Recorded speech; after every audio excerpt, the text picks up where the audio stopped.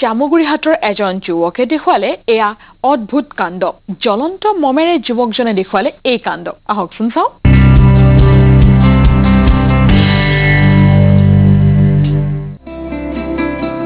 এজন সাধাৰণ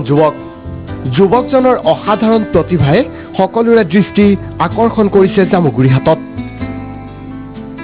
এডাল দুডাল নহয় মুঠ 333 ডাল জ্বলন্ত মম জিভাৰে চেলেকি নুমুৱা এই দুঃসাহসিক কৰ্ম কৰা যুৱকজনৰ নাম হৈছে দীপেন শইকীয়া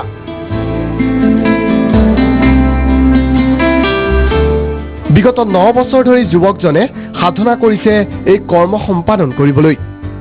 প্ৰথমে চলাই কাঠি তাৰ পিছত কেৰাচিন তেলৰ চাকি জিভাত লগাই নুমুৱাবলৈ অভ্যাস কৰা যুৱকজনে বৰ্তমান একেলগে 333 ডাল জ্বলন্ত মম জিভাত লগাই নুমুৱাব পাৰে আচৰিত কথা যে ইমানবোৰ জ্বলন্ত শিখা জিভাত লগাই নুমুৱাৰ পিছতো জিভাৰ কোনো ধৰণৰ আঘাত হোৱা নাই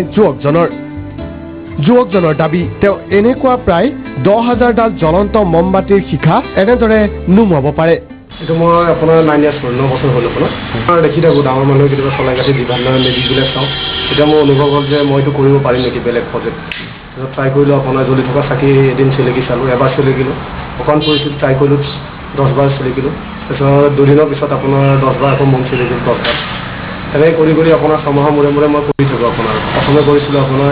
100 ডাল তাৰপিছত আপোনাৰ আহি জাষ্ট মই 10,000লৈকে কৰিব পাৰোঁ আজি আপোনাৰ 333 ডাল কৰিছোঁ ৰাজ্যত যে প্ৰতিভাৰ অভাৱ নাই আৰু আমাৰ ৰাজ্যখনৰ যুৱক যুৱতীয়ে যে কোনো দুঃসাহসিক কৰ্ম কৰিবলৈ ভয় নকৰে সেই উপলব্ধিৰে এনে আজব কৰ্ম সম্পাদন কৰি চৰ্চা লাভ কৰিছে এইজন যুৱকে